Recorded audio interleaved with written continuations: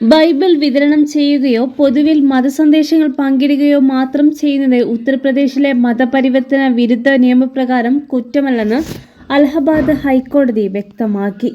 മതപരിവർത്തന ശ്രമമെന്ന പേരിൽ ഒരാളും പരാതിയുമായി എത്തിയിട്ടില്ലാത്ത സാഹചര്യത്തിൽ കേസ് രജിസ്റ്റർ ചെയ്ത പോലീസ് നടപടിയെ കോടതി കടുത്ത ഭാഷയിൽ വിമർശിച്ചു. ജസ്റ്റിസ് മഞ്ജു റാണി ചൗഹാനാണ് നിർണായക വിധി പ്രസ്താവിച്ചത്.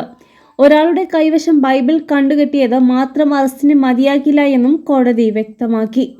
കുറ്റാരോപണങ്ങൾക്ക് അടിസ്ഥാനമായിരിക്കേണ്ടത് പ്രലോഭനമോ ഭീഷണിയോ ബലപ്രയോഗമോ നടന്നതിന്റെ തെളിവുകളാണെന്നും കോടതി ചൂണ്ടിക്കാട്ടി.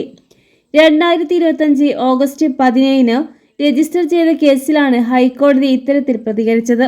പ്രതികളുടെ പക്കൽ നിന്ന് ബൈബിളുകളും മതബോധവൽക്കരണത്തിന് ഉപയോഗിക്കുന്ന LED സ്ക്രീനും കണ്ടെത്തിയതിന്റെ അടിസ്ഥാനത്തിൽ പോലീസ് 2021 മതപരിവർത്തന നിരോധന നിയമത്തിലെ 3(5) വകുപ്പ് ചുമത്തിയിരുന്നു. മതനിരൂപണവും പ്രബോധനവും രാജ്യത്തിന്റെ ഭരണഘടന 25-ാം അനുച്ഛേദം നൽകുന്ന അന്തർദേഹീയ സ്വാതന്ത്ര്യത്തിന്റെ ഭാഗമാണെന്നും നിയമത്തിന്റെ ഉപയോഗം അനാവശ്യമായി വ്യാപിക്കരുതെന്നും കോടതി മുന്നറിയിപ്പ് നൽകി. യാതൊരു പരാതിയുമില്ലാത്ത സാഹചര്യത്തെ അവഗണിച്ച് കേസെടുത്തത് നിയമത്തിന്റെ ദുരുപയോഗമാണ് എന്നായിരുന്നു കോടതിയുടെ വിലയിരുത്തൽ.